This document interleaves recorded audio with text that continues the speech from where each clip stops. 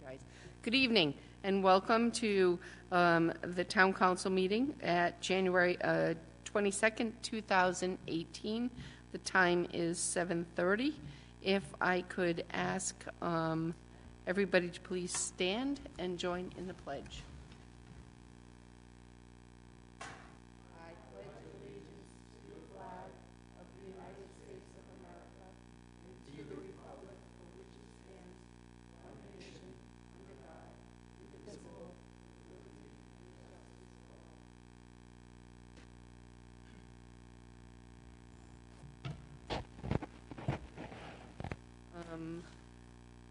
Dale, if you could.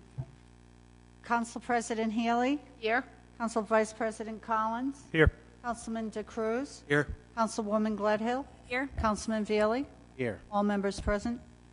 Thank you. Moving on to item number 4A and B, if we could have a motion to approve the work sessions for January 3rd and 8th and the regular session for January 8th. So moved. Second. All those in favor? Aye. Aye. Any opposition? Hearing none, motion carries. Could I have a motion to approve item number 5, which is the consent agenda? So moved. Second.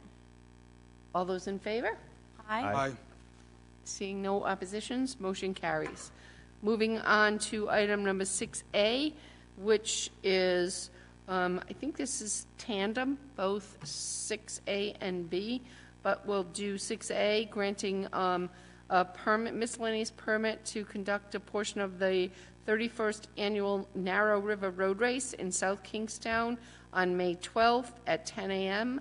to the Narrow River Preservation, which is located P.O. Box 8 in Saunderstown, subject to the execution of a hold harmless agreement indemnifying the town and issuance of a certificate of insurance naming the town as an additional insured for the event in the amount specified by the finance director, and proceeds to fund NRPA water testing and education initiatives.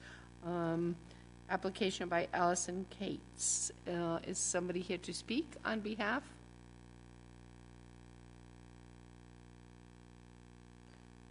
First of all, I'd just like to thank the board for having us and considering supporting our race and our swim.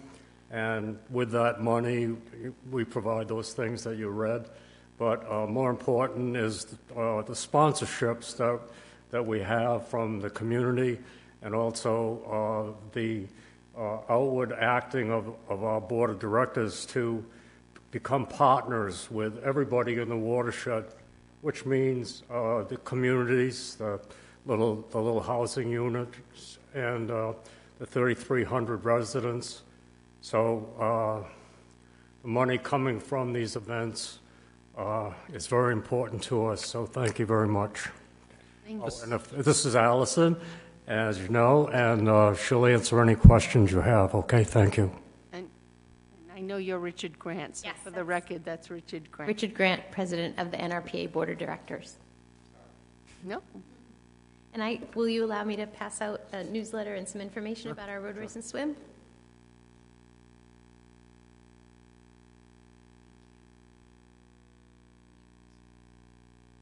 Thank you.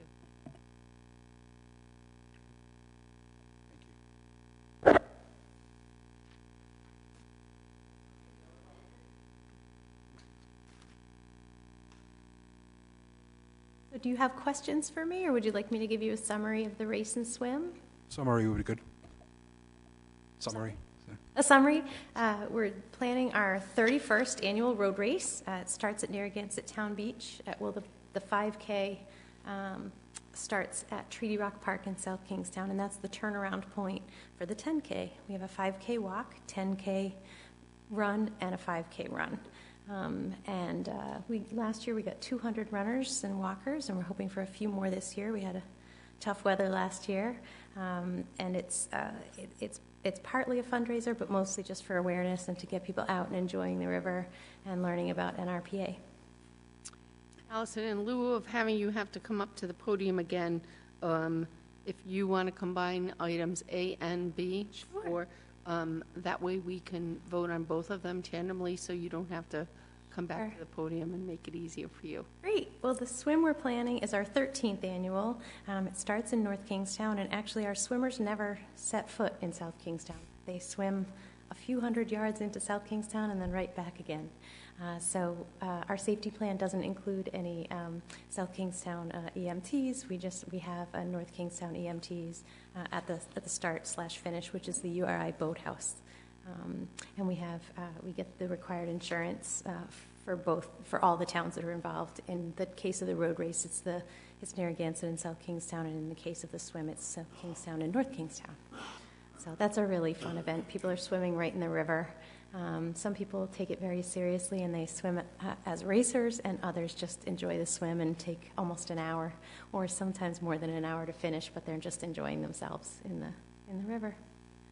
Allison, looking at your race route, it looks like for where it goes in South Kingstown for the run, it's on Middlebridge Road, Old Boston Neck Road, and is that where it crosses into Narragansett? It crosses on Middlebridge. Oh, okay.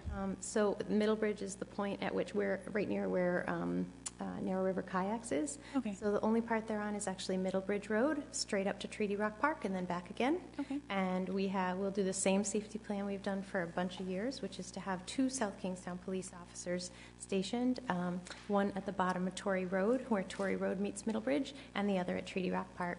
We also have 2 Narragansett police officers, one at Middlebridge and one further where Boston Neck Road is, where they have to cross. Not that they have to cross, where they make a turn. Yeah. So we have 4 police officers and 2 cruisers total between the 2 municipalities, and that's really our priority, is to keep everybody safe. Oh, yeah, no, I have no doubt, and I'm sure you've presented all this information to No the worries. traffic committee. That's okay. I Yes, just had we did a few one weeks ago. follow-up question about, do you ever have any issues with parking for this? No, everyone that parks at the North Pavilion at Narragansett Town Beach.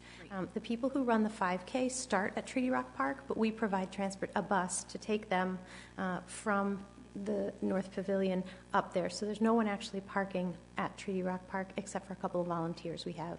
Wonderful. So Very responsible. we try. Thank you. Thank you. How would one register to take part in it? We have mail-in registrations. We send a pamphlet to everyone who has been a past participant. We also have online registration. Pre-registration, whether it's by mail or online, is $25 for the road race, $30 for the swim.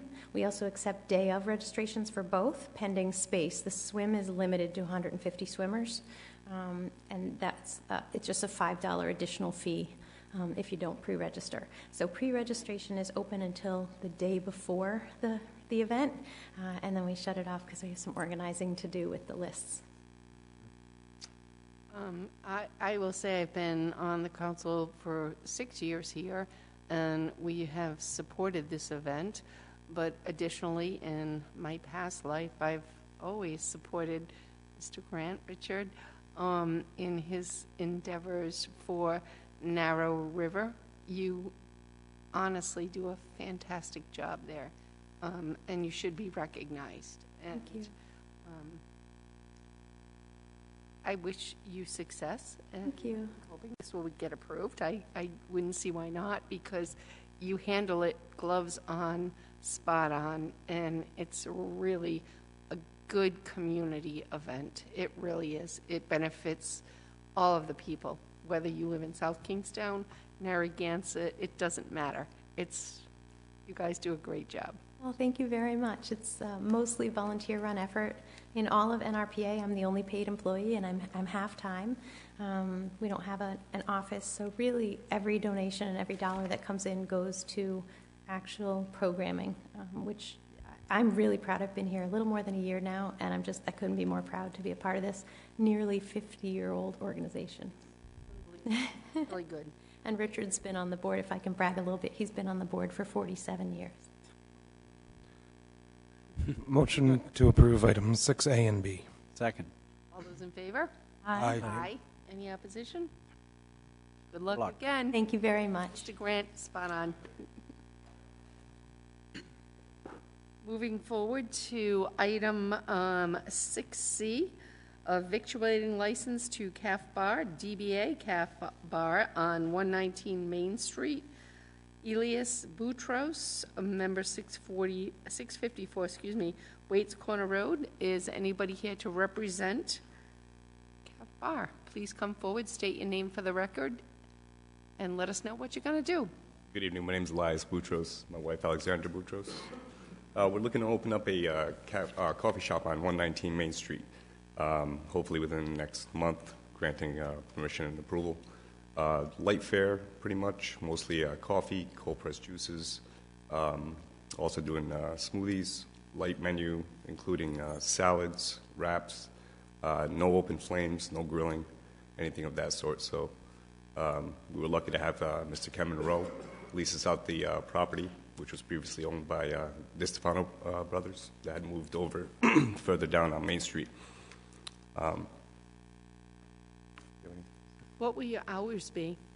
Hopefully to open from 7 a.m. to 7 p.m., and then accordingly, depending on business needs, maybe earlier, but definitely not past 8 p.m. Have you ever done this before? Yes, I've been in the industry for about 25 years. I've worked at the casinos for a long time, Cheesecake Factory as a general manager, Junior's Cheesecakes out of Brooklyn, and my family owned business up at URI for about 25 years. Awesome. What business does your family own? International Pockets. Oh, we love them. That's all you needed to say. I've worked there since I was in high school on and off, and then did my own thing, came back around, and now putting all my skills to use and opening up my first business. So Your family's done such a great job over there, take such pride in what they do. So Did you guys have a place on Thayer Street as well? Was that? those are my cousins, yeah. Okay. East Side Pockets. We're so excited to have you. This is Thank you. great. Thank It's you. a beautiful spot. It is. Great building. Good. Good. Any questions? I'll just make a motion to approve item 6C. Second. All those in favor? Aye. Aye. Good luck. Much Seeing obliged. no Thank you. oppositions, you are on your way. Item 6D is a resolution granting a victualling license to Auntie's Kitchen on 237 Robinson Street in Wakefield by Kathy Curley of 185 Robinson. Please come forward and state your name Kathy Curley. and let us know what you're going to do. I'm opening up a cafe on Robinson Street on the Healy Block. I'll be serving soups and salads, sandwiches, coffees, teas, baked goods. I've worked with Kathy before, and she makes mean soup. So I'm looking forward to popping in there and getting something. When do you think you'll open? Hopefully in the next couple of weeks. Oh, great. Just about finishing up the kitchen. I'm ready to call the state in and Awesome. look. Yeah. Great. What will your hours be, Kathy? 8 to 3? Okay. To start, we'll see. Great. Motion to approve item 6D. Second. All those in favor? Aye. Seeing Luck. no oppositions, you are on your way. Thank you. Good luck. Moving on to 6E, which is also a victualling license to Dog LLC, DBA Island Deli at 231 Old Tower Hill Road, Wakefield, and subject to approval from the Communications Department and the Union Fire District, application by Michael Bucci. Is somebody here to speak? Perfect. Please come up and state your name for the record. Hi, good evening. My name's Mike Bucci, and I'm here for Island Deli.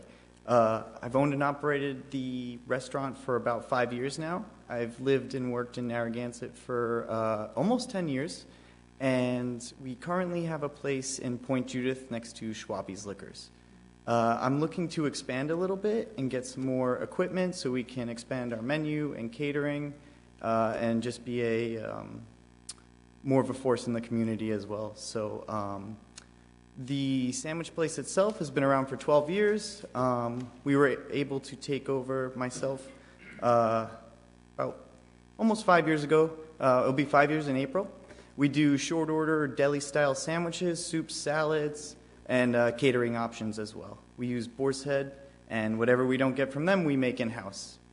So we also have a little community service. We like to sponsor the Little League teams and contribute to any local fundraisers. In Point Judith, there was a lot of fishing fundraisers and stuff, which we always try to contribute to, and we work closely with URI and their students and contribute where we can to that as well. Is 231, where is that located? That's the old Pickpockets Okay. unit, and that's at Jeepers Plaza, right up the street, actually. Thank you.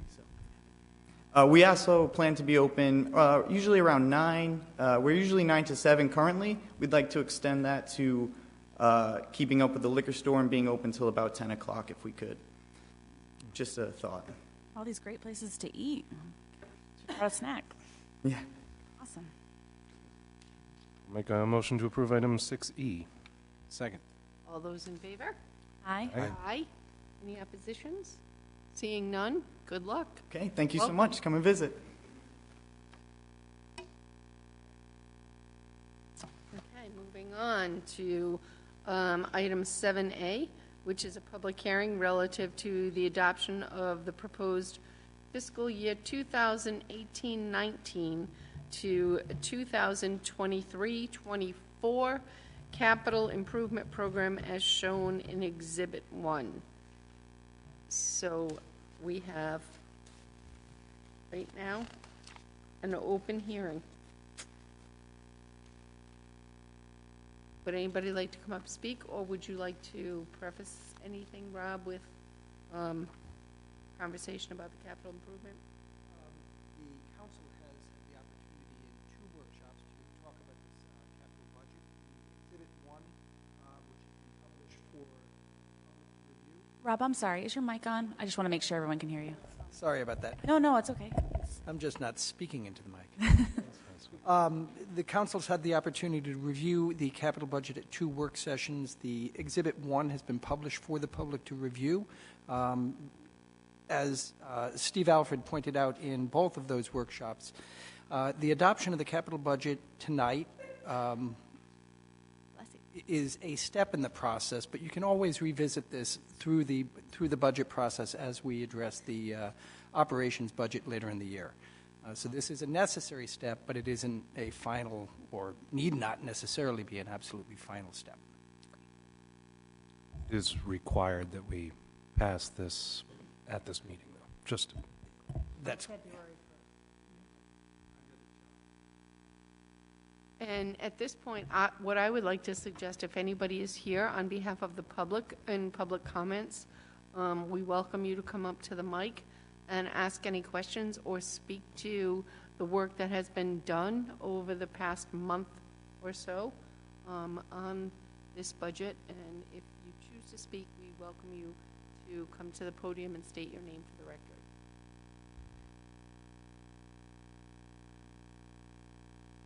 Okay. everybody's happy. And if there are no other comments at the table, Motion to close the public hearing.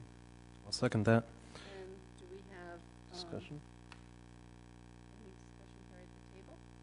Just Seeing I'll none? just say, I mean, I think this is a,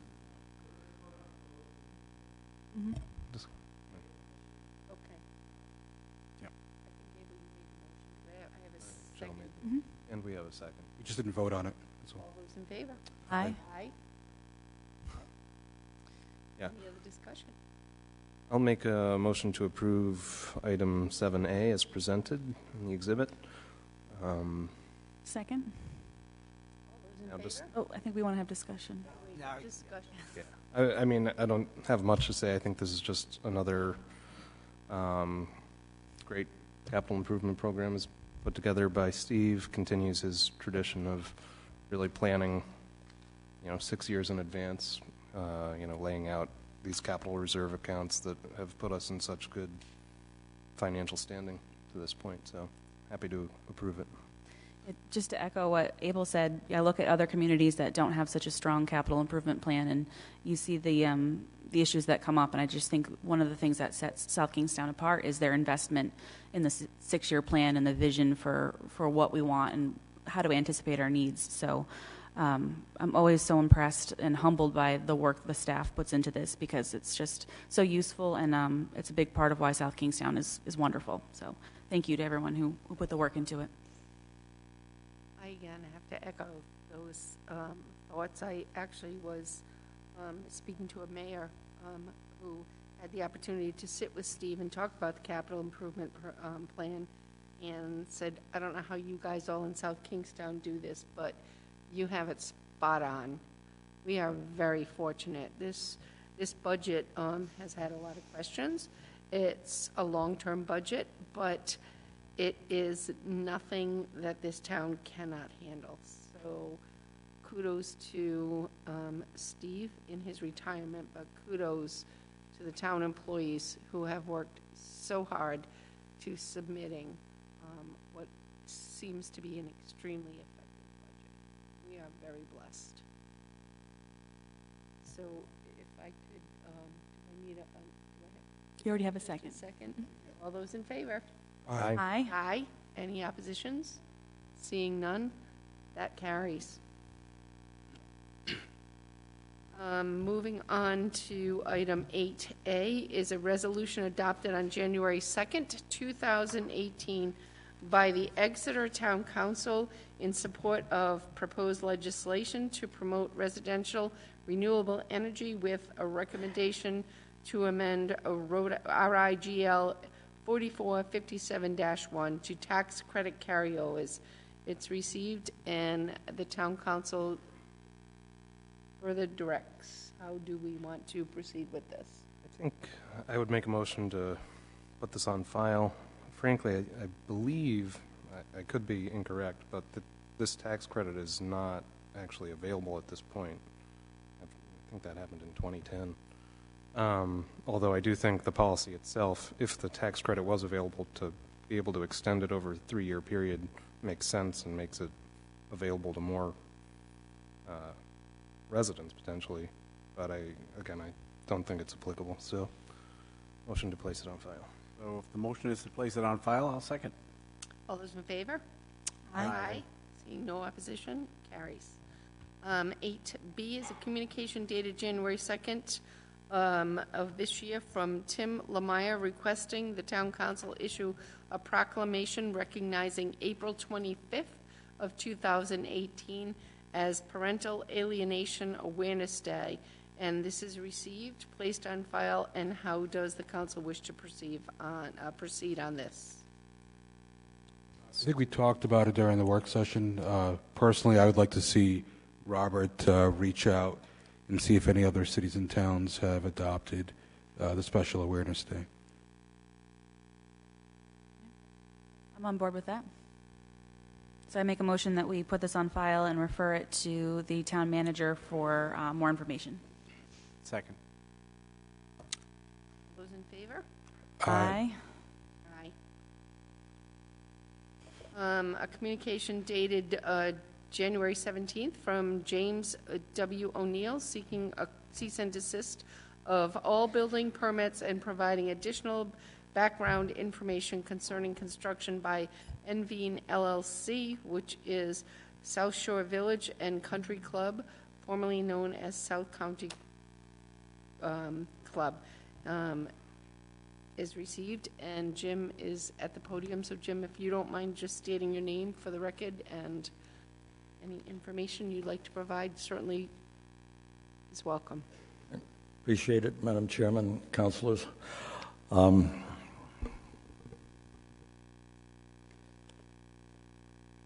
What I did, as you know, I sent you quite a bit of information over the last couple of weeks. Most of it is you don't have to review, but I'd like to maybe give you a synopsis of, in fact, what I did send to you. And first of all, I'd like to quote Mr. Osello at the 6-minute, 30-second mark at the December 11th meeting here, when Steve Carley was up here at the microphone. And Mr. Osello reminded us what his job is to, and to quote, it is to defend and uphold the decisions of the zoning and planning boards. That's what we do for South Kingstown. So I told you at the last meeting I was going to send out some discs to you, but that would be hard to kind of follow me this evening. So what I'm going to do is just give a synopsis, pretty much in order of what I gave to you, so you really don't have to read everything I sent to you. Just maybe lend me your ear, if you will.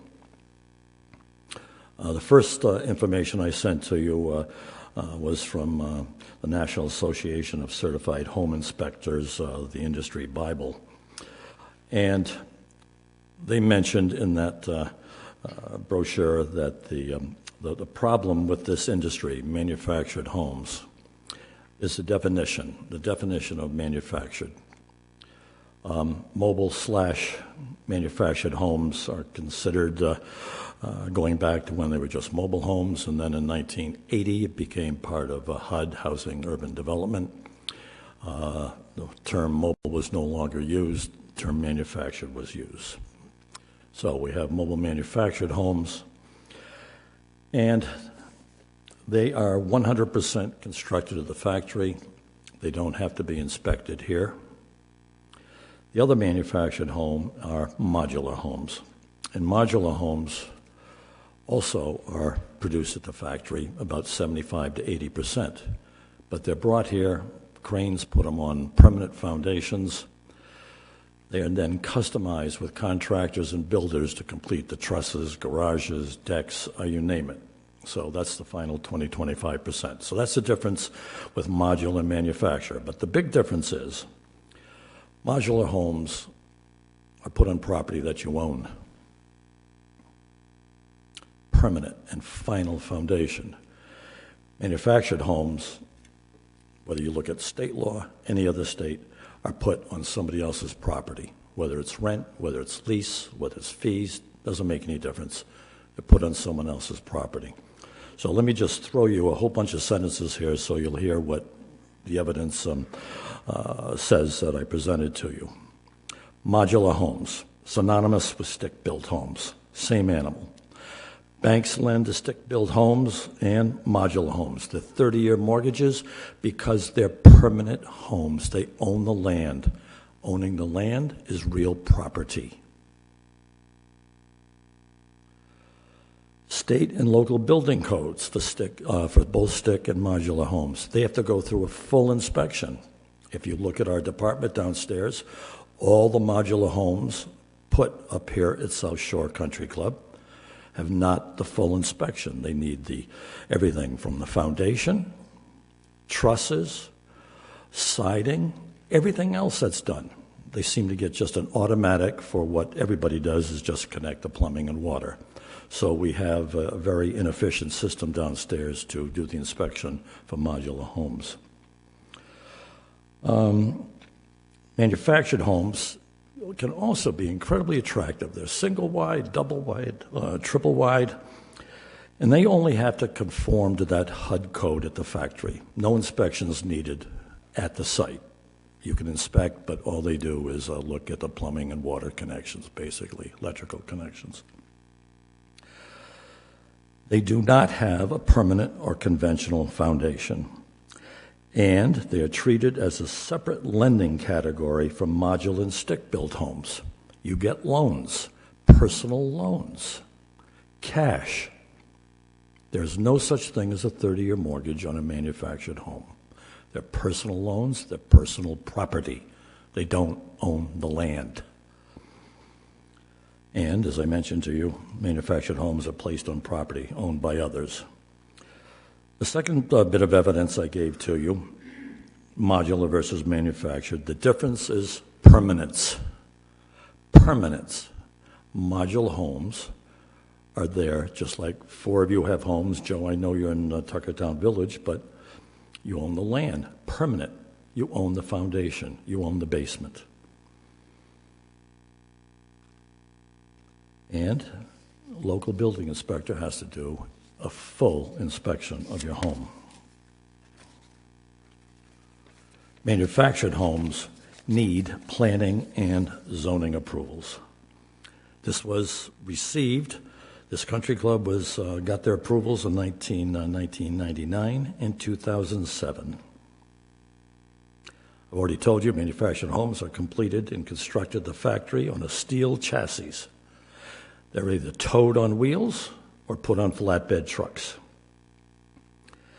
Manufactured homes remain on their steel chassis, but they do not have permanent basements, so they can be moved.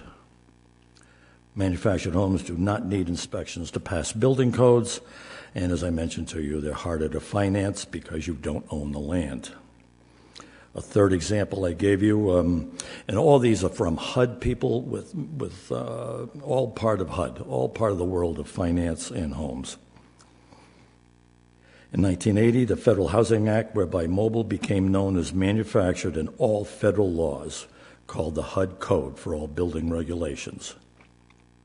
It goes on to say, as I've told you before, manufactured homes, single, double, or triple wide, are placed on blocks, piers, or even basements. But these homes can be relocated, where modular homes are joined together, and the key words are on a final permanent foundation. Contractors complete, local inspectors do a thorough inspection. That's what it's all about. I gave you information on financing options. Jim, I'm going to have to ask you, I apologize, to wrap up because you've been speaking for over 8 minutes now, and so if you could wrap up, that would be great, and if there's no other comments, you're welcome to come back to the podium. Well, it's the first time you've held me to this. This is a communication item, so I'll try to make it as quickly as possible. Financing options, I gave you a copy of 16 mortgages, all explain in there what the deeds are. You've seen them. They're all 2048 30-year mortgages. Hey, Jim, I just want to make sure you know that all of the documents that you gave us, I think it was 87 pages, they actually are on ClerkBase. So anybody who's here in the audience can reference them or look them up. So I just don't want you to waste your time, reiterating anything that you think we might already have access to or have read. Well, all right. Well, I thank you for that, but I don't know what you've read. So, I can tell you, I read all 87 pages of it, and I think most of us review every communication that comes forward. And the recommendation from our town solicitor was not to take any action on it. And I know you're very passionate about this topic, and you've given us such a wealth of information on it. But my opinion, I can say, is not going to change as long as our town solicitor advises us not to take action. So I don't know if you have anything new that you wanted to point out, but these documents nothing new was presented that would change my position, at least on it. Well, I gave you the State of New York website for manufactured homes. Theirs is like Rhode Island, contiguous parcel of privately owned land, which is used for the accommodation of 3 or 4 manufactured homes. That's what the rule is. South Kingstown, Article 9. No mobile or manufactured home shall be occupied unless a license is applied for and granted under provisions of said statute. All of the 1999 information I gave to you talked about leases in there. Says it. Leases. Nancy Georgie, who worked for Mike Ursello for years. Let me just read a comment from her, if I may. If I can find it, because I had a nice order of things to do with you here. Okay, page 63, dated January 17, 2007, Nancy Latrendry. And these residents, Jim, are not going to be given deeds. You understand, they're only going to be given leases. And that is throughout all the stenographer's notes for the 3 years, 97, 98, 99, and for 2006 and 7. I gave you the Technical Review Committee. Single page in there. The Fiories, it's lease. That is it. Manufactured home park has manufactured homes, not modular homes. So some folks here tonight did not hear Mike at the pre-meeting say that found another loophole in the approvals that it did not. I can't remember the words. Mike did not specify construction. Specify the construction. Now I don't know if that means gasoline stations could go in there, maybe an old mobile home. But everything is wrong here. We've already proved it with the 4 Stick-built homes, That was Already addressed, approved wasn't it? We addressed the stick home. That was a mistake. Yep. I pointed that out in the building official's office is no longer giving out permits for stick-built homes. Right. It's not allowed. I just want to make sure I understand. Are you asserting that Mike is wrong? absolutely. So you disagree with our town solicitor and his office that everything that he's gone over, that he is wrong? He has betrayed the town. He is not working for the zoning and planning boards, which he is on record stating that is his job to do. He spent all his time with the attorneys for the developer. He said that at every meeting. I think that, so you've been here for, up at this council table, is it 14 years that you served for? Absolutely. And All during this. Yeah. I respect and understand your wisdom, and I appreciate and see the value in you bringing this to us, but until you have a law degree, I'm going to be inclined to agree with Mike and his recommendations, and it's very difficult to hear you tell us that he's wrong when you're not a lawyer. You know, what I like about that comment is just how you've totally forgotten about it every meeting I bring up, and I'm not an attorney, but I can read English. Mr. Asillo is not a realtor. Mm-hmm. He's not our never attorney. said it. He has never said it, Liz. Mm-hmm. So I have played it straight. He has not.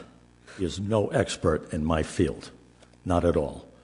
You know, and just so the council's aware, and maybe you've seen it in upcoming planning board meetings, etc., there is an appeal to a building official's denial of a building permit, which we are pressing on behalf of the town.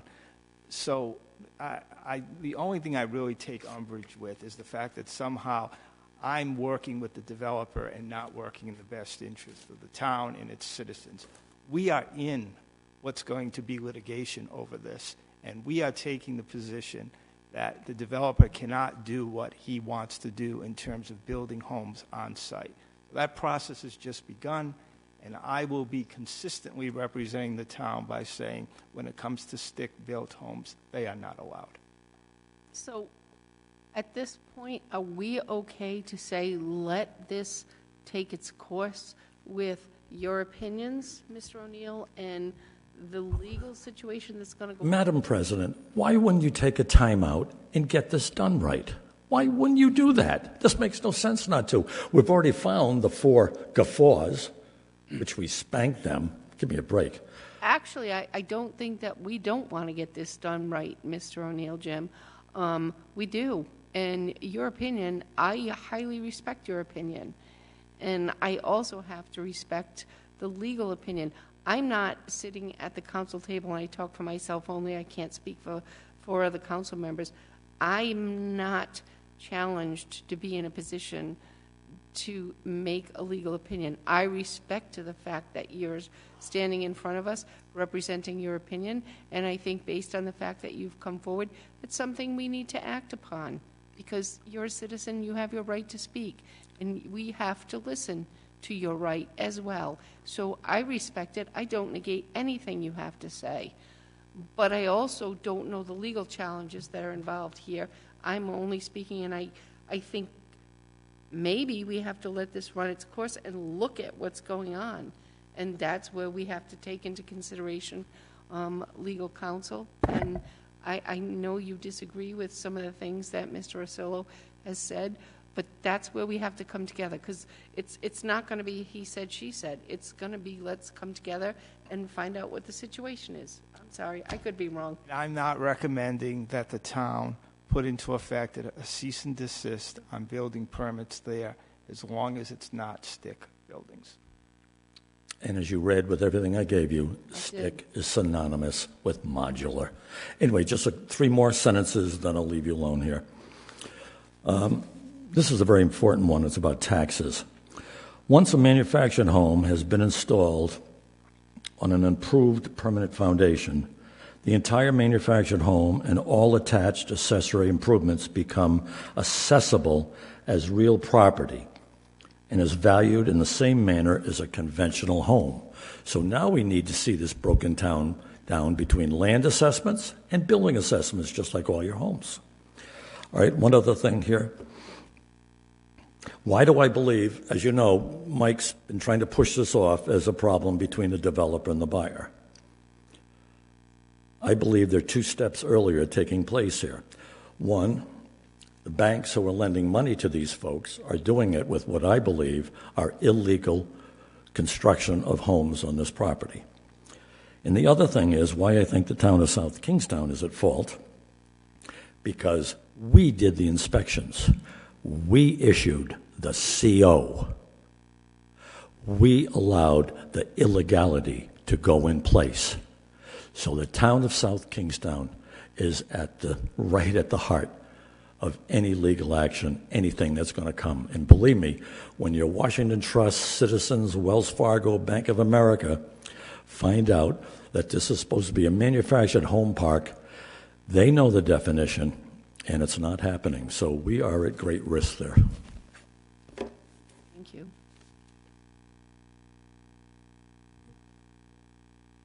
Thank you, Jim. Do we have a motion to address or place? Yes. My name is Karina Burston. I'd just like to hear Mr. Ursulo's argument and an explanation of how long he thinks this potential litigation is going to take, and then how long he expects the buildings will take to be erected on the property. Well, as long as the type of building that takes place on the property is what has happened in the past, other than the stick buildings, it's not going to hold up anything. What the appeal from the zoning or building official is with regard to whether or not they can have stick buildings built on. Are you making a distinction between stick buildings and modular buildings? Yes. So you're saying that modular buildings are manufactured homes? Modular buildings are built off-site, then they are brought on-site and put together on-site. Mm-hmm. Stick buildings are built on-site from the bottom up. It's that simple. But modular homes are freestanding, and manufactured homes are on leased land, correct? Okay. This is a Mike, can I ask you a quick question, please? We've been through all this before. This is a condominium unit. The reason there aren't leases is because the land has been condominiumized. So the individual homeowner does not own the land underneath him or her. The condominium owner owns a condominium and the land in common with everyone else who's a condominium owner. There are numerous examples of mobile home parks that have been condominiumized, and therefore the owners now have an ownership interest in that property. So it's different, just like if you moved into a condo on a street corner with 2 or 3 other people. You own it in common with everyone else, but you don't own the land all by yourself underneath. And that's, by the way, and Jim brought it up again tonight, that's why the way DBR doesn't have to give them a license, because it is not a situation where a license is necessary, because it's already become a condominiumized piece of property.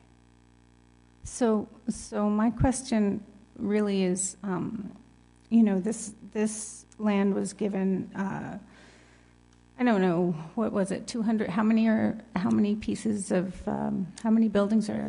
It's 200 and something. 263, I believe, something like that. I don't. But it was granted. Basically, it was one home per 40,000 square feet that was buildable. So, and the way the planning board did it is after you subtracted out the wetlands, et cetera, there's one home for every acre, basically. But they didn't see on this approval, I believe, they didn't subtract the wetlands, and that's why it led to a greater amount of homes.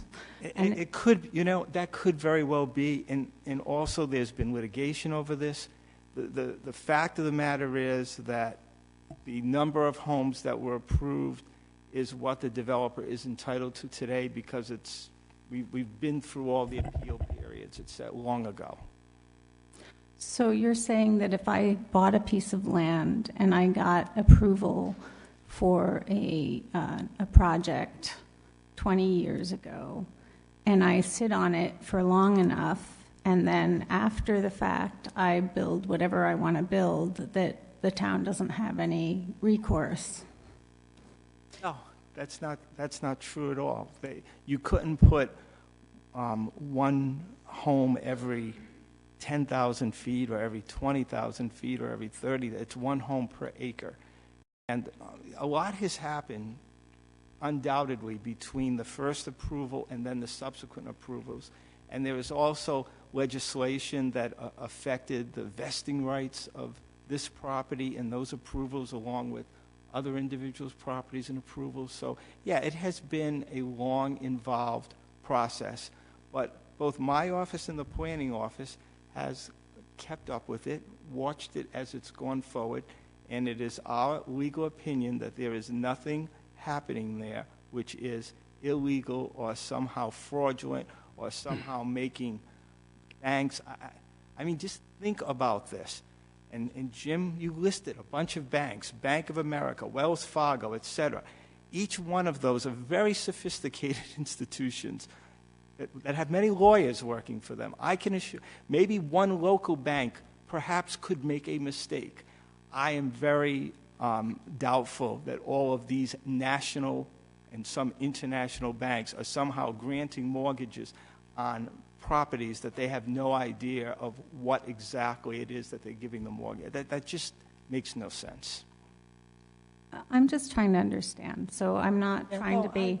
I mean, the thing is, this has been the third meeting, or maybe the fourth. I'm losing track. That this has come up, and this issue that we keep going through over and over again. That somehow something went wrong. That somehow the town has allowed something to occur that was never permitted, and it's difficult to keep, and that's what public debate's all about, for sure.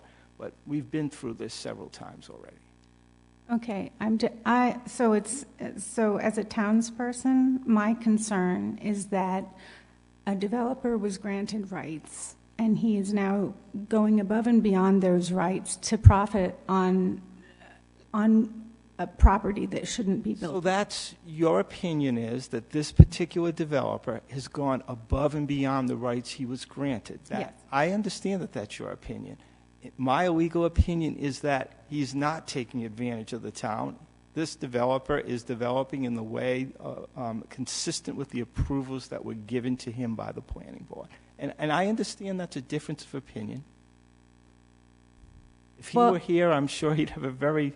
So I don't think, so when it comes to, I don't think this is an argument of opinion. I am interested in understanding the facts, and because it happened so long ago, it's very difficult for anybody to know. And so people are relying on you to understand those facts and work on the part of the townspeople. The facts are pretty straightforward. It's one dwelling per 1 acre, or 40,000 square feet, times the number of acres. It's 200 and something. I don't have the number in my head. So my and it is a condominium form of ownership, which is why all the banks are giving loans on all of these properties. And the only thing that is prohibited is the so-called stick-built homes that are not built somewhere else and brought on the property. The town manager is just showing me it's 285 units, so that's what the number is.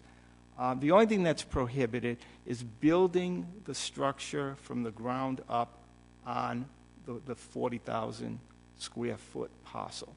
So as long as that does not happen, then what they are doing is consistent with the approvals that they were given.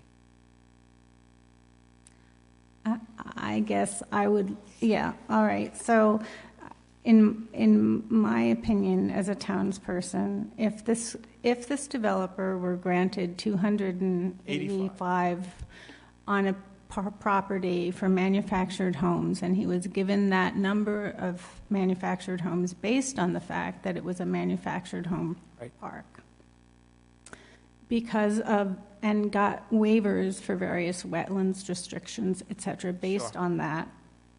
And all then, at public hearings, by the way. And then decided to build those not as manufactured homes, but as modular homes, but freestanding.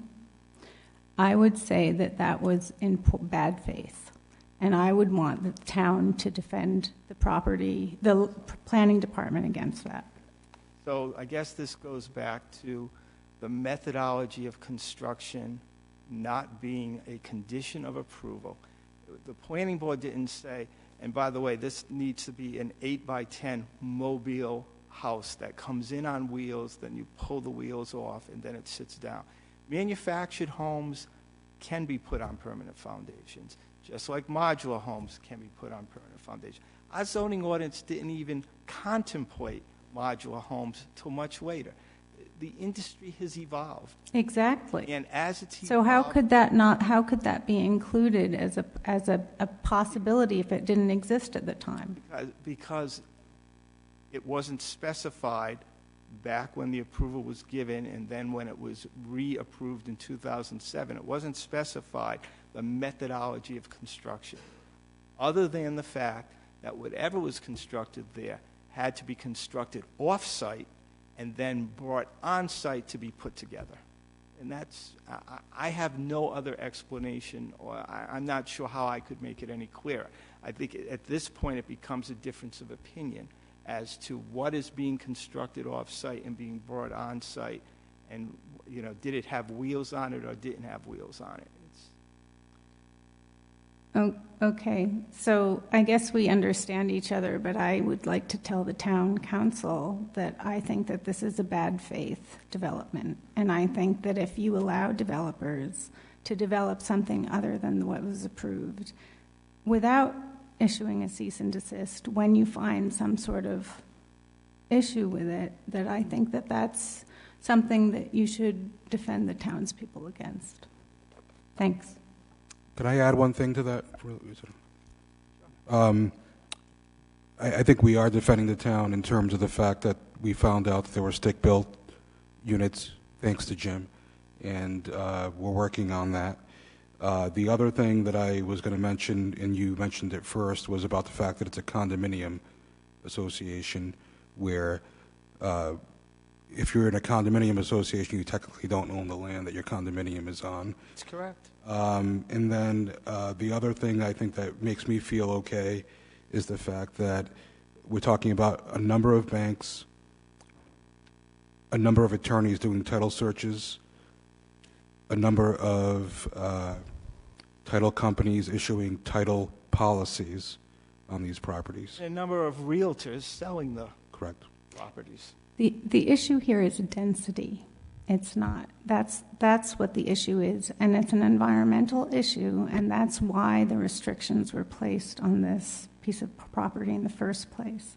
So, but it's no more dense in terms of the number of units that can go there, and the requirement that it has to be 55 and older and 2-bedroom. I mean, and the density issue has to do with whether the houses can be removed, and a modular house can't be removed.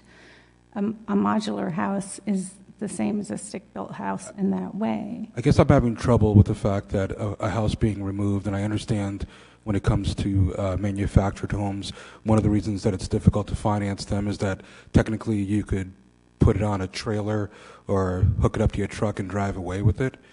So I don't see why a house with a foundation is a bad thing, but maybe I'm missing something. It's not about the foundation. You can put a manufactured home on a foundation, but you can also pick it up off its foundation and move it. It's not, it's the issue is the temporary factor of the house, and that's a density issue, and it was done because of the wetlands, and that's why 280 some were granted instead of 240 or 230 or 180. Can you go back to the temporary factor and just explain that again? It can be a manufactured home can be picked up and put on a flatbed truck and taken out of there. The homeowner owns the home and doesn't own the land. In a condominium situation, you own the home, but you can't pick it up and move it. It's a part of the condominium association, and you can't. It's not a temporary thing. So whereas on a leased land, you don't. There is no. there's no kind of permanent association that will, it's a degree of difference, but the reason that temporary, that it's important is that it was done for environmental factors. That's why the density was allowed. And if you're going to make the homes permanent, then 100 fewer homes are allowed on that property. And the developer then is making money on an extra 100 homes that he wouldn't have been able to make money on were he doing it by the book. Are you saying because they can be driven away or taken away, they might stay there forever, as an example? So are you referring to the fact that if you're putting a physical structure on a property that you're excavating land, et cetera, causing other issues? Or no, I'm saying that it is a temporary home, so that if in fact the land were deeply affected, a homeowner could say, my home is being flooded all the time, is in danger of, and therefore I'm moving this. And in a condominium situation, you can't do that. It's a difference of degree, but it's the reason that this was done, and it's the reason that the planning department approved it the way they did it. And if you're going to approve if you're going to approve it in a different way, I don't think that that's in the best interest of the town, because there were reasons it was done the way it was done. Karina, I so value your input, and I know you're sort of an expert in this field. You've done so much research, and I think this is a conversation that would be great to continue with the town manager or the town solicitor, but I don't know how fruitful this conversation is going to be here. That's fine. That's fine. I just wanted to give you, explain why that this is important and it deserves special attention, and why a cease and desist is an appropriate factor for this. But yes, I do agree. It's a much more complicated. I really think this is a deeper conversation than what can ever be settled tonight. I appreciate your input, certainly, your comment and your investigation into this, because it's not been taken lightly. Jim's brought it up several times, and you are here standing today. I see a gentleman who would like to come up and speak about this as well. So if you'd like to come up to the podium and state your name, we can.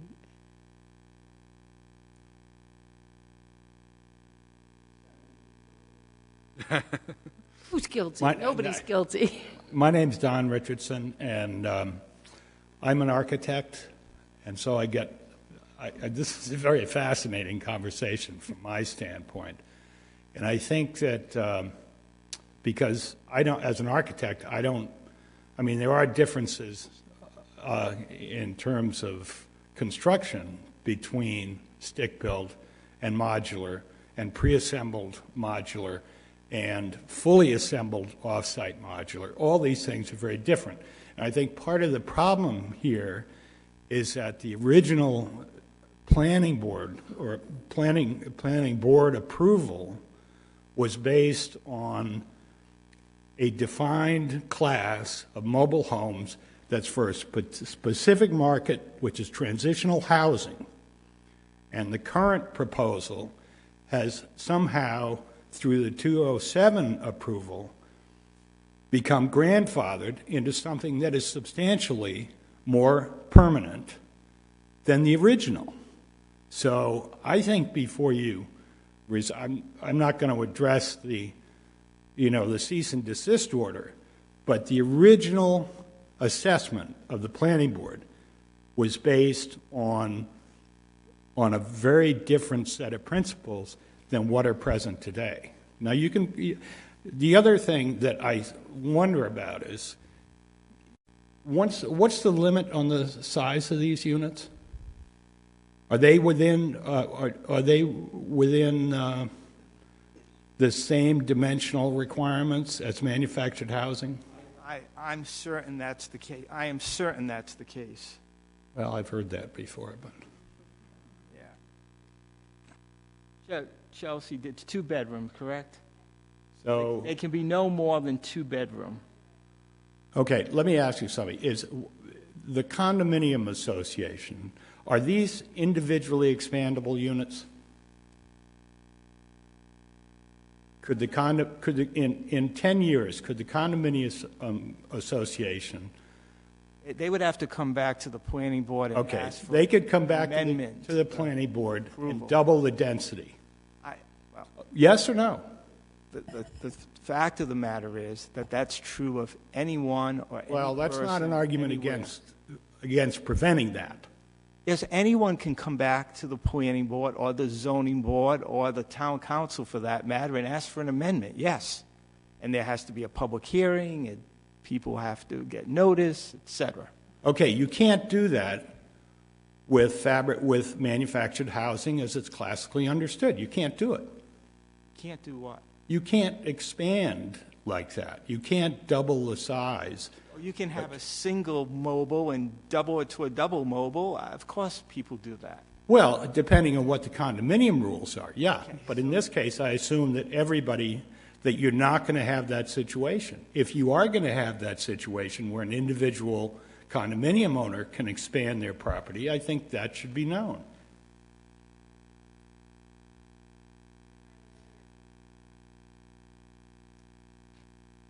For the purposes of the microphone and the television, what Chelsea, the planner, was saying is that it'd be in violation of their approval if someone tried to do that. So it goes back to what I said. Someone would have to go back and somehow get a board to, I can't fathom, especially in the town of South Kingston, that happening, but I suppose anything's possible. Right. Okay, well, I would just make one, I don't want to belabor this, but I think that looking at the definition of housing types would help to clarify this kind of situation for the future. Well, our zoning ordinance now has definitions for all these housing types. It wasn't present back when this was approved. Right. Okay. And again, the issue is the methodology, methodology of construction was not specified when this was done. It was not. All that was specified is that whatever was coming on had to be manufactured off the premises and brought on. But, well, I think that's amusing. But the realities of manufacturing have changed. They have. They've evolved amazingly. Right. Yes, it's amazing Right. that So you can buy. You can go online probably and pick out a house, have it built and delivered. Right, and at $1,000 a square foot if you want to.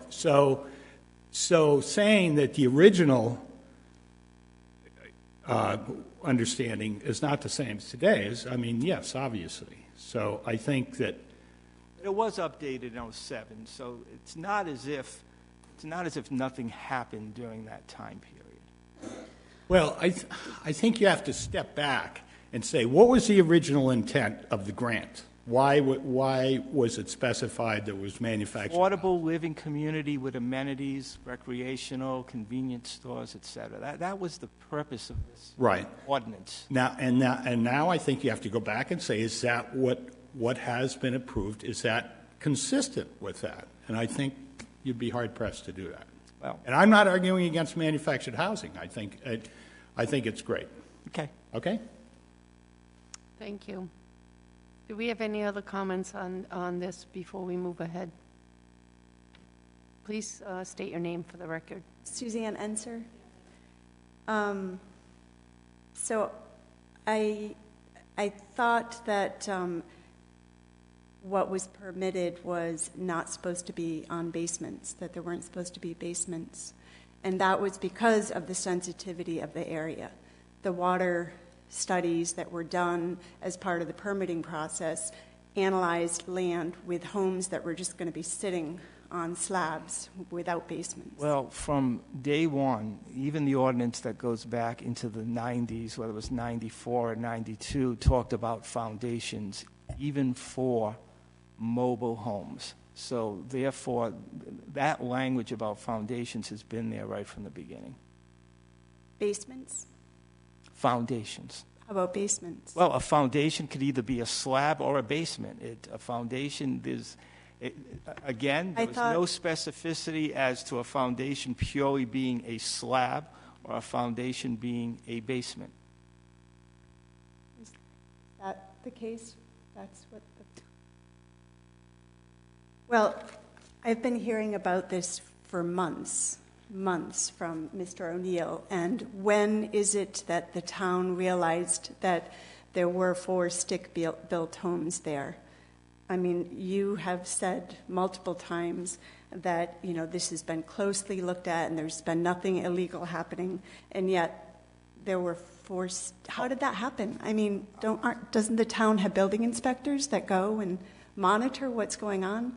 And now what happens? Have they been sold? As soon as it was brought to my attention that stick-built, so to speak, permits were given, we advised the town not to give them out anymore. So it wasn't just that the builder went ahead and did this. They were actually given permits to do it, even though... That's correct, yes. How could that Building happen? permits were issued. How could that happen? I think our staff makes mistakes just like anybody else, and as soon as it was brought to our attention, we tried to remedy it, and legal counsel addressed it immediately. Thanks to Jim?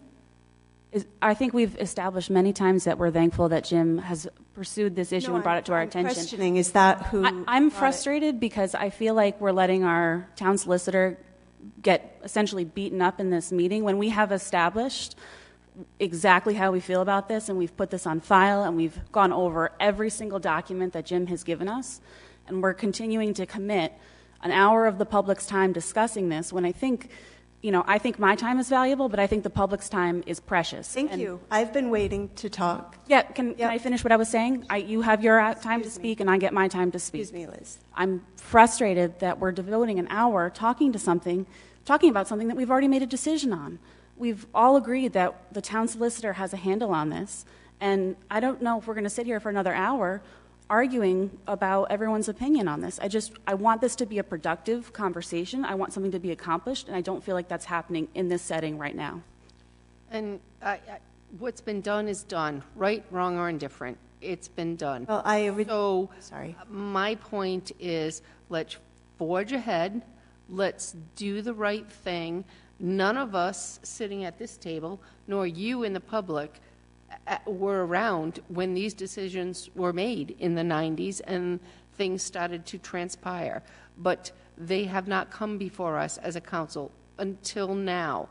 So we respect Jim's opinion, certainly. We respect, I don't even know your name, I apologize, the gentleman who came up to speak, Karina, who is here, and your opinion. We're here to listen to you. We want to do the right thing, too. But guess what? We can't change yesterday. We can only make tomorrow be better. And that's what we're tasked to do. That's why we have Mr. Ursillo at the helm moving forward, and we respect your opinion. But there's nothing we can do about what's happened. Okay, well, I actually came up to ask about the foundation question, and then I was asking a little bit further. But I also support Jim's concern and suggestion for consideration of a cease and desist, as it sounds like other people, at least one other person here. Thank you. Thank you. Do we have any more comments from? State your name. My name is Susan Marcus, and I'd just like to say I don't know enough about this issue to comment, but I do have a comment on Liz's comment, which is, as a member of the public, I have not found this tedious. It's been quite interesting. I don't think it needs to be drawn to a early close. It sounds as though there were lots of issues that the town needs to be cognizant of.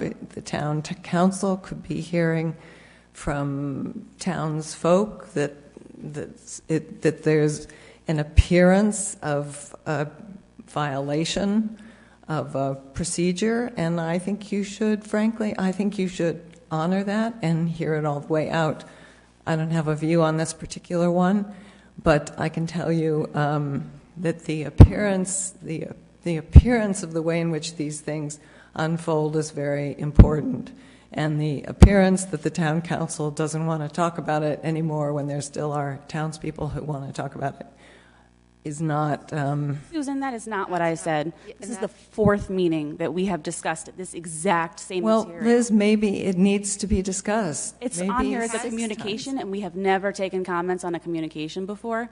So that was my point, that we're discussing this during a communication when, if we need to have this as an agenda item, or if we want to open up comments from interested citizens and people want to bring this to our attention, I think that's wholly appropriate. Okay. To discuss. Well, that's fine. I mean, maybe that's where it ought to go. Instead of saying there's a decision and you've all made up your minds, maybe. I mean, I'm just commenting I really don't know anything about this. I have been at other meetings where this project has been discussed. I did hear about the Builders Association that managed to get a rule passed when in the 2008 economy that previously approved real estate deals were going to be allowed to go forward without going back through a review. I was here for a meeting when that was discussed. But I just want to say I don't find this tedious or unrewarding. That's my only comment. Thank you. You know what? We don't find it tedious either, because that's what we're tasked to do here at the council. Good. I would suggest that you go back to clerk base and look at the prior town council meetings to see how many months Mr. O'Neill has been advocating for his point, and we absolutely allow his his opinion, and go back and read, because Jim has been very passionate about this, and it's very important to him, and obviously other members of the community who have come to speak out. We're not negating his comments. We're not saying that this is a situation that should be thrown under the rug. That's why it's still on the table at this point. It's been months. Okay, now. well, that's one of the things that happens in public discussions, is sometimes they go on for a long time. Meg, I have one question for you too. You said he'd been speaking for 8 minutes. Is there a? According to the town charter, there is a limit under. Actually, it's your rules and regulations. It's a 5-minute limit. Yes, and it can go 3 minutes if there are a lot of people who want to discuss a situation. Typically under what is in the town ordinance, or whatever, I don't even know. Rules and regs. Yes, 5 minutes, and I let him go for 8 minutes, and he was I welcomed him back to the podium. Okay, if I could just make one other comment, since I didn't know that, it would be helpful if the beginning of a public session, if the council reviewed what the ground rules were. I mean, just as a not. Actually, if we know that there will be a lot of people on a public hearing here, it is duly noted at the beginning of the session. We had one public hearing, so tonight, so. I'm going to interrupt. In your agenda, every says time it. it's in the consent agenda, the rules are in there. Oh. It actually is in the agenda. Okay. Thank you. Thank you. Any other further discussion?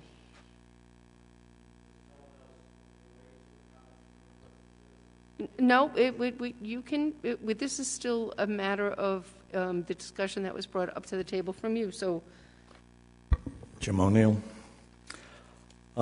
Just to help Mike to refresh a few things here. This was a use only, not a non-conforming issue, use by special use permit, only for a manufactured home park. The entire weight of the evidence, which I've given in this council since October, the original Fiore family, your own special counsel working with your firm, everybody, lease, manufactured home park, an extension of Tuckertown Village. That is the weight of the evidence. I don't know why you've forgotten all of that, but you have. Condominium is ownership. What counts here is what is put on the land. Modular homes come with the land. So how can this be? He says there can be no land ownership. The deeds are saying separate freehold. Real property, that means the land is owned. We have a problem, and we have approved the homes at our building official's office. Why don't you recognize this? One more thing.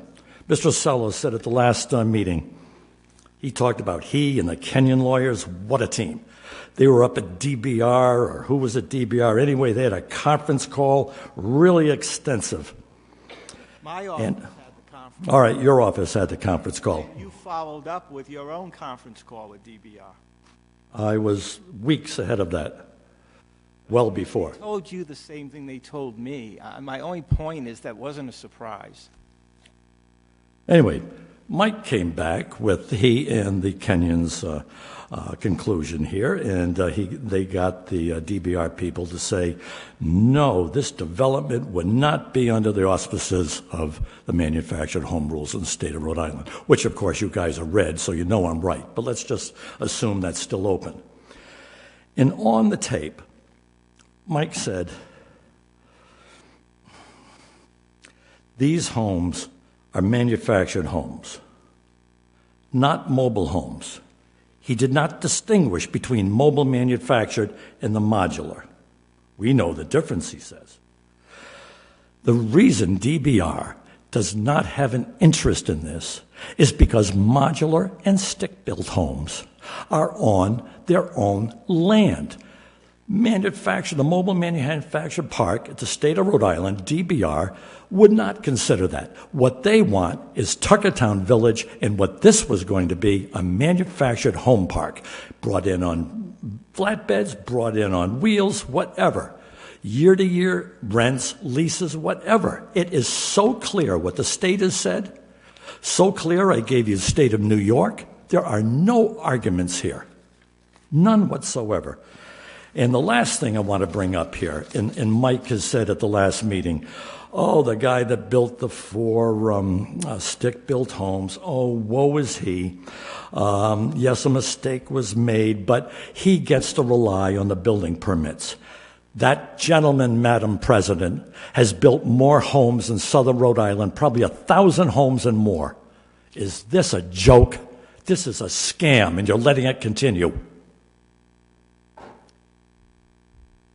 Jim, thank you for your comments, and I do appreciate them, and I can only speak for myself, not for the rest of the council.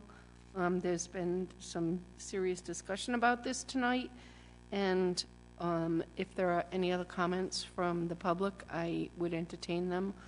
If nobody else wishes to speak, I would entertain a motion to carry on, and item 8C. If I might suggest, so the communication to you was suggesting that the town should place a cease and desist on all future construction at the property. If you want to refer it to me, I will respond in writing to that request on your behalf. I have a motion on item 8C.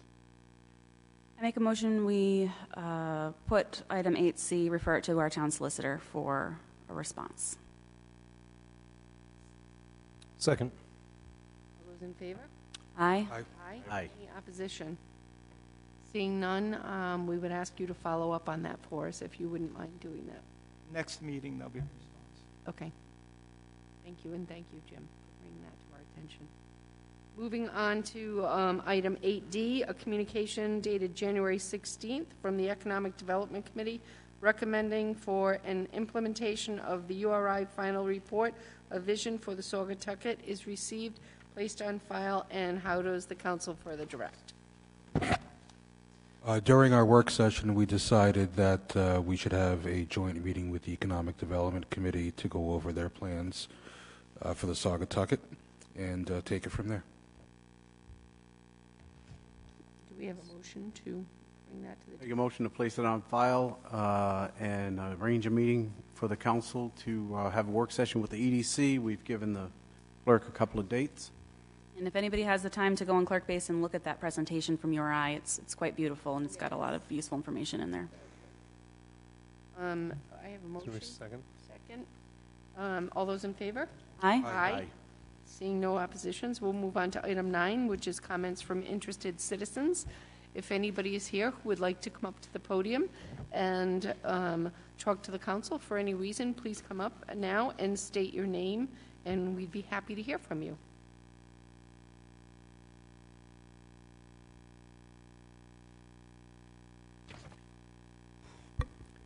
Jim O'Neill. As I said when this information was sent out to you, what I've learned tonight is that Mr. Osello should not be the one handling this situation. We need special legal counsel to be put on this and to look at what the 1999 ruling was by your plannings and zoning boards, that this was to be a manufactured home park with the entire weight of the evidence for an extension of Tuckertown Village. Leases. To start looking for loopholes. Tonight was a new loophole. 3 months ago was another loophole. Do you see all these loopholes that are found? We need to get the planning people, maybe the former planning director and others involved with this. Let's sit down. There's a way to fix this. But you can't fix it if you can't make a decision to order a team of us to get together, to come up with something reasonable and a compromise here. Because it's the developer that needs to compromise, not the citizens of South Kingstown. Instead of looking at him, you need to look into this mirror and tell the people of South Kingstown that you will not put up with this kind of razzle-dazzle with our planning and zoning board decisions of the past.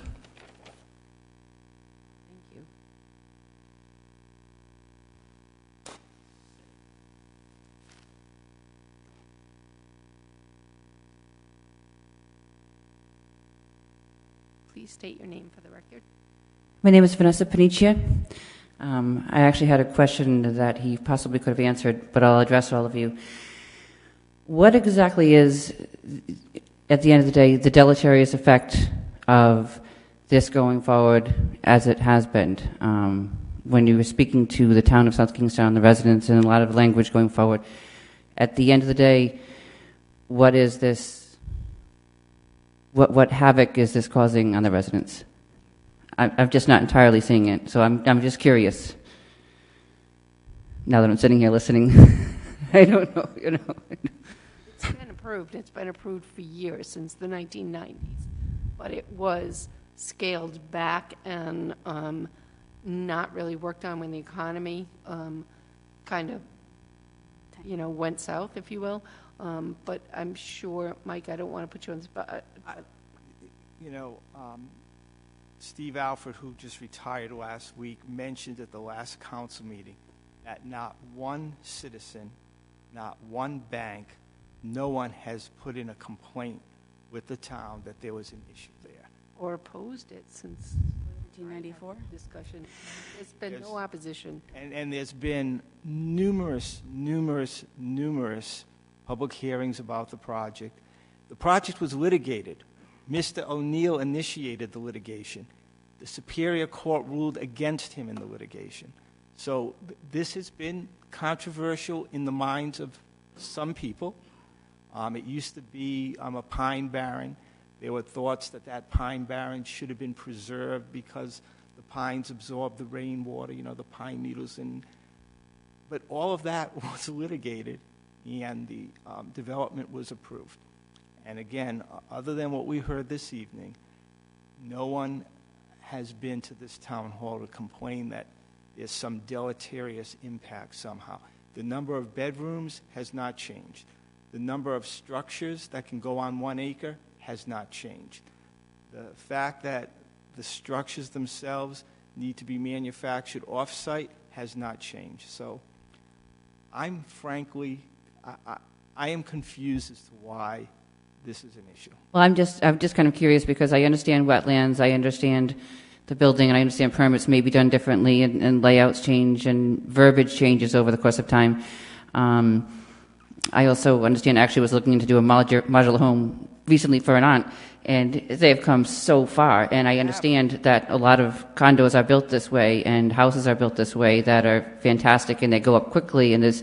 And I think that's part of the issue, is that a modular home today is almost as good as, or perhaps as good as, a home that's just built from the ground up. Yeah, aesthetically, I'm assuming it would be a nicer fit, and they could do it inexpensively than just a mobile home where it may be all different. I don't know. I'm just trying to, I'm sitting here, I'm like, so at the end of the day, what is it really?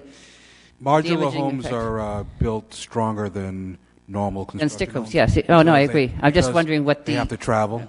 Yeah, I'm just trying to figure out what the actual damage was, if there was an, just. Actually, nobody has brought up what that property has been. Have you ever seen that property prior to this? I'm not saying I support it. It was a dump. Yeah. Have you been there? I mean, it's not far from where I live. Let me tell you, that people dropped off old cars, mattresses, so much glass down there. It was a godforsaken piece of land. I will tell you, and it really was a dump. People were getting arrested there. People were doing drugs there. I'm not saying that this is a good thing or a bad thing, but I'm saying it's a replacement for what was there. Oh, sure. I'm not questioning anyone's decisions. I was just starting to wonder, like, what is the real argument here? I understand that's a great. I don't want to tie up more of your time, but I just had curiosity if there was something that I. The only other thing I can add to that, excuse me, is that there was a point in time, because remember this was developed or approved a very long time ago. During that time, people moved into the area, may not have been aware that this property was going to be developed. So there was a time when folks came in that were in that general area that were opposing it, but it had been approved well before them buying their property at that location. Okay. All right. Thank you for your time. Thank you. Thank you.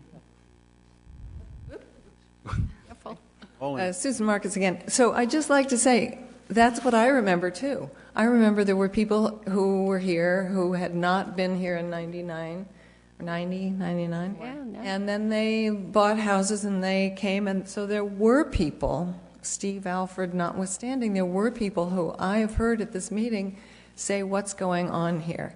And Meg, as to your comment about the land, I would just like to say it's not a Pine Barrens fault that people dump on it. Okay, but and Pine Barrens have a very significant role to play in a large habitat situation. They work really hard. So I think even if they look like Pine Barrens, they might still have some significant value as Pine Barrens. Thanks. Thank you.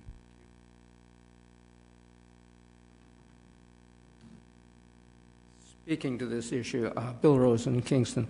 Speaking to this issue, I want to say that I was here a number of months ago last year when this issue was brought up by some townspeople, and they weren't talking about modular homes and manufactured homes and that type of stuff.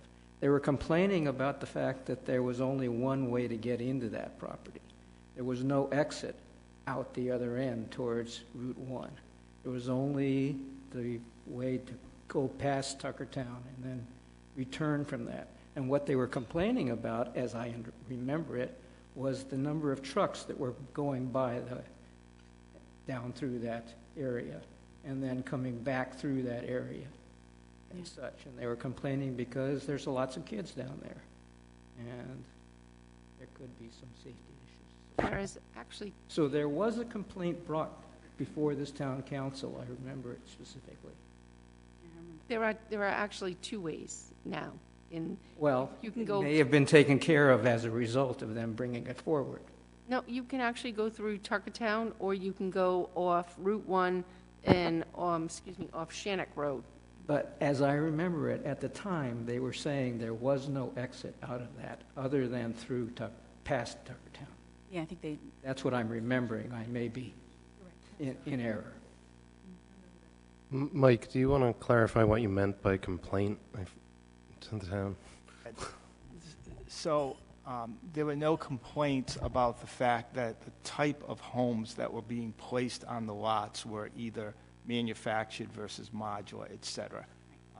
So yes, clearly there were issues about the fact that this development stayed fallow, shall we say, for many years.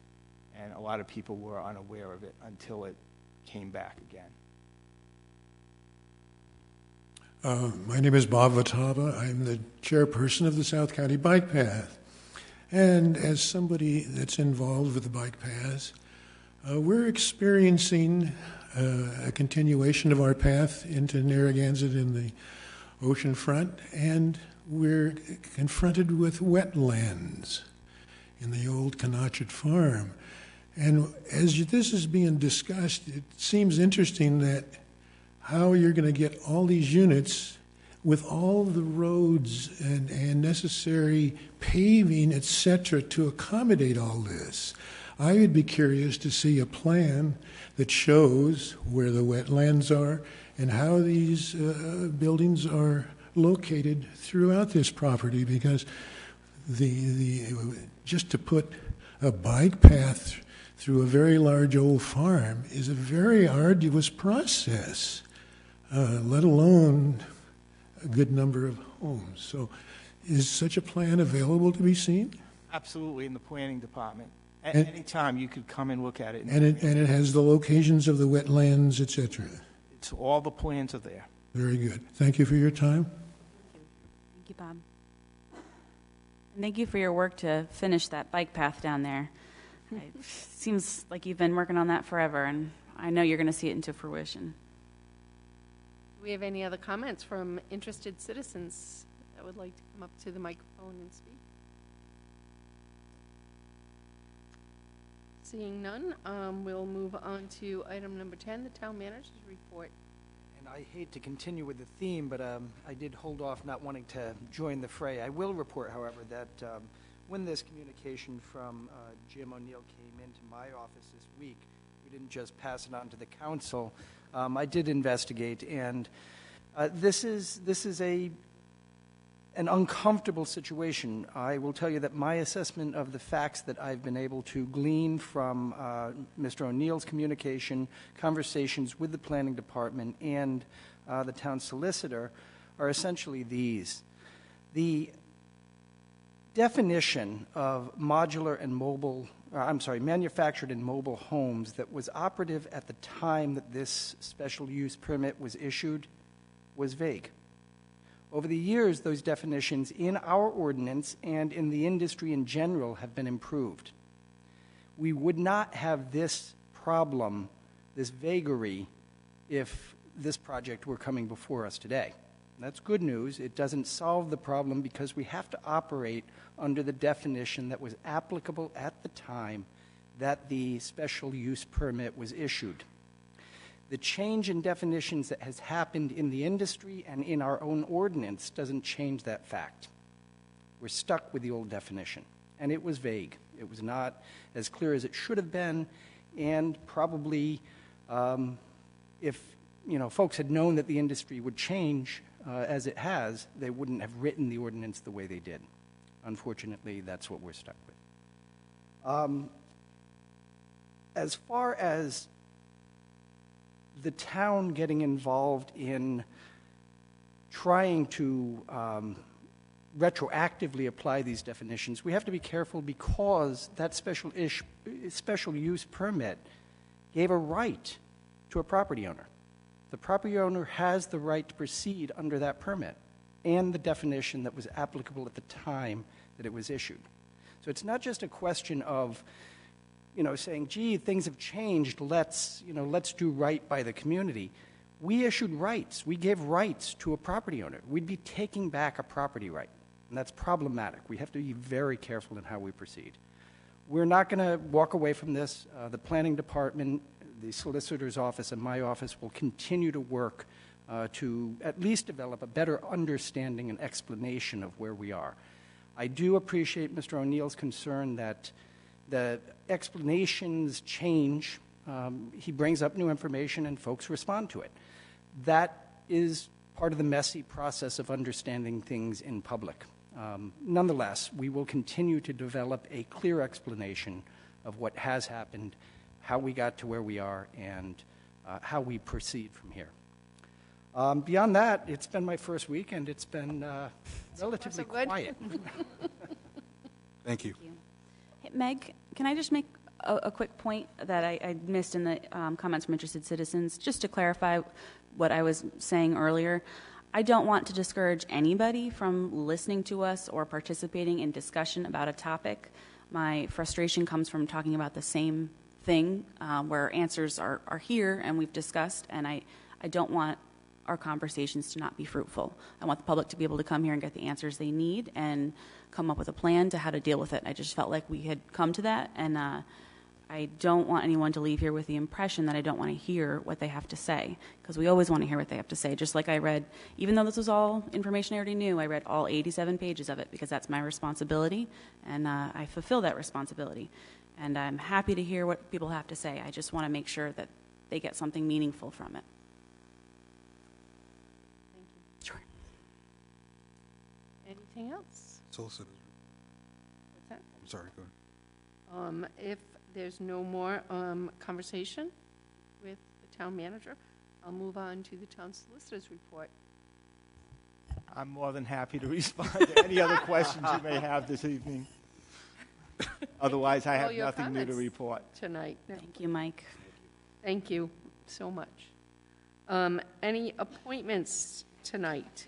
You're usually on top of this, but I don't think we have any appointments. Might have one or two resignations, but Let's move on to new business item number 13A, authorizing a purchase of an MP355 multi-function copy machine from Ryco Corporation in Warwick, Rhode Island, for the price of $5158.78, and has been described in a memorandum to the town assessor to the town manager on January 16th. Do I have any discussion or a motion? I'll make a motion to approve agenda item 13A. Do I have a second? I have just a comment to make. Hats off to Gene for getting over 500,000 copies out of the last I one. know, I read that. That was great. What are you doing down there? Keep it going. Second that. Must be working very, very hard. All those in favor? Aye. Aye. Any oppositions? Seeing none, moving on to 13B. This is a resolution authorizing the town manager to negotiate and execute an agreement with Washington County Community Development Corporation to provide management services to ensure the compliance of the state and federal law pertaining to the Community Development Block Grant Program. The town manager is authorized to make any assurances required in connection with this agreement and to otherwise act as the representative of the town of South Kingstown in all matters relating to this agreement, and that is described in a memorandum dated January 17th, entitled Transition of Lead Agency for Community Development Consortium. Motion to approve item 13B. Second. All those in favor? Aye. Aye. Seeing no opposition, motion carries. Moving on to 13C, this is a resolution authorizing the town manager to enter into an agreement to retain outside counsel pursuant to Rhode Island disciplinary rules of professional conduct on a contingent fee basis to pursue all civil remedies against those in the chain of distribution of prescription opiates responsible for the opioid epidemic which is plaguing South Kingstown, Rhode Island, including but not limited to filing a claim for public nuisance to abate the damages caused thereby. Client consents to the participation of the following firms, hereinafter referred to as firms: Hamel, Waxler, Allen, and Well, Collin. Meg, you can put there's a whole list there. You can All right, put can I just, so you have Thank the you. gist of this then? as presented. So Basically, as presented on the agenda. basically, it's a local firm and then a number of other firms throughout the nation. This is a national lawsuit. It's very similar to the tobacco litigation. Basically, it's a lawsuit against the distributors and manufacturers of the opioid prescriptions in the crisis that it has created. It's been declared a crisis by the president on down. And so the idea is that the state of Rhode Island, the Attorney General, has joined in the lawsuit. Many cities and towns are also joining the lawsuit. If there is an award of damages, The money would be used for training purposes for our public safety officers, the purchase of the medication that's necessary to reverse the effects of an opioid overdose. It would pay for educational programs through Substance Abuse Task Force, social agencies, et cetera, and it would also pay for the long-term care of those who addicted to these opioid prescription drugs. So this all would occur in the event that there was an award of damages. If there is an award of damages, then the attorney's fees and the expenses of the litigation would be deducted first, and then whatever is left would be distributed among all the plaintiffs. If there is no award of damages, there's no cost to the town for either attorney's fees or expenses. So I think it's kind of a win-win situation. It would be my advice that, like the many other towns and the state of Rhode Island, that you join this lawsuit. I make a motion we approve item 13C with a comment. I just think that this is long overdue, and I'm looking forward to seeing this go through the process. I think that we could certainly use some of those settlement funds for a good cause, and I think it's been a problem ignored for way too long. It's about time somebody was held accountable for it. So, Second. And ditto. All those in favor? Aye. Aye. Any opposition? Seeing none, motion carries. Moving on to a motion for adjournment. Adjourn? Nope. Second. All those in favor? Aye. Meeting is adjourned at 9:10.